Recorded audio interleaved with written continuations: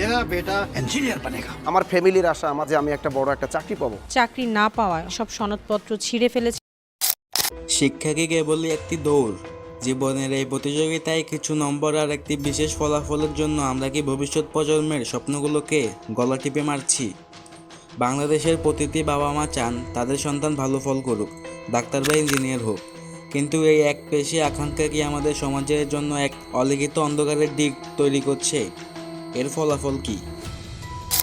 আমাদের শিক্ষা ব্যবস্থা আজ এক অস্বাভাবিক প্রতিযোগিতার জালে আটকে পড়েছে। জিপিএ 5 যেন সোনার হরিণ, যার পেছনে ছুটছে লাখ লাখ শিক্ষার্থী আর তাদের পরিবার। ভোর থেকে রাত পর্যন্ত কোচিং সেন্টার, প্রাইভেট টিউটরের পেছনে ব্যয় হচ্ছে কারি টাকার অসংখ্য শিশুর অমূল্য শৈশব। মুখস্থবিদ্যা আর গাইড বই নির্ভরতা তাদের সৃজনশীলতাকে গলা টিপে মারছে। এই অসুস্থ প্রতিযোগিতা মানসিক চাপ বাড়াচ্ছে, আর প্রশ্ন ফাঁসের মতো কলঙ্কিত ঘটনাগুলো শিক্ষার মানকে আরও নিচু বানিয়ে দিচ্ছে। এই জিপিএ সর্বস্ব সংস্কৃতি কি সত্যিই মেয়েদের ঠিক মূল্যায়ন করছে? জিপিএ 5-এর পরের ধাপে আসে ডাক্তার বা ইঞ্জিনিয়ার হওয়ার অলিখিত আদেশ।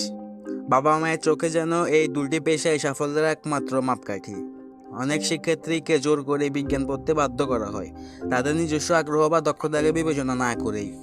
অন্য কিছু হয়ে কি হবে? এই প্রশ্নটি প্রতিনিয়ত অসংখ্য সম্ভাবনাময় মেধাকে গ্রাস করছে। সমাজে শিক্ষক বা দক্ষ কারিগরের মতো গুরুত্বপূর্ণ পেশাগুলোর প্রতি তৈরি হচ্ছে চরম অনীহা। ফলে মেধা এক পেশি খাতে প্রবাহিত হচ্ছে, যা সমাজের অন্যান্য জরুরি ক্ষেত্রগুলোকে মেধাহীন করে তুলছে।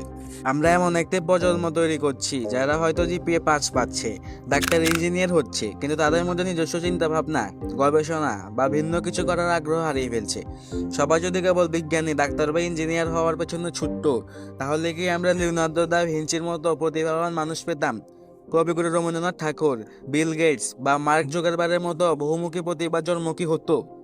সবাই যার যার জায়গায় মেধাবী, সবাই সমান মেধাবী, কিন্তু সবার মেধার দক্ষতা আলাদা। কেউ ছবি আঁকায় দারুণ, কিন্তু ইংরেজিতে কাঁচা। আবার কেউ ইংরেজিতে 100 পায়, কিন্তু ছবি আঁকতে দিলে তার অবস্থা হয় লবডঙ্কা। এই অমানসিক চাপের পরিণতি কি? যখন একটি শিশু জিপিএ 5 পায় না বা বাবা মায়ের নির্ধারিত পথে হাঁটতে পারে না, তখন তাদের জীবনটাই অর্থহীন মনে হয়। জিপিএ 5 না পেলে আমার জীবন ব্যর্থ হয়ে যেত।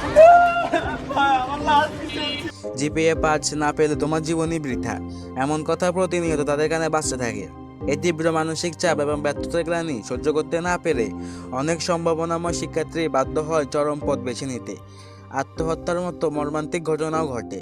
এই মেধা প্রণয়ন এবং আত্মহননের প্রবণতা আমাদের দেশের জন্য এক ভয়াবহ ভবিষ্যৎ চ্যালেঞ্জ নিয়ে আসছে। এই অন্ধ প্রতিযোগিতা থেকে বেরিয়ে আসার এখনই সময়। বাবা মা, শিক্ষক এবং নীতি নির্ধারকদের বুঝতে হবে প্রতিটি শিশুর মেধা ও আগ্রহ ভিন্ন। জিপিএ 5 বা ডাক্তার ইঞ্জিনিয়ার হওয়াই জীবনের একমাত্র লক্ষ্য নয়। শিশুদের তাদের পছন্দের পথে চলতে দিন, তাদের সৃজনশীলতাকে সম্মান করুন।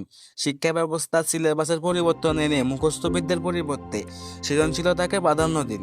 বিভিন্ন পেশার প্রতি সম্মান তৈরি করুন এবং বৃত্তিমূলক শিক্ষাকে আরও শক্তিশালী করুন।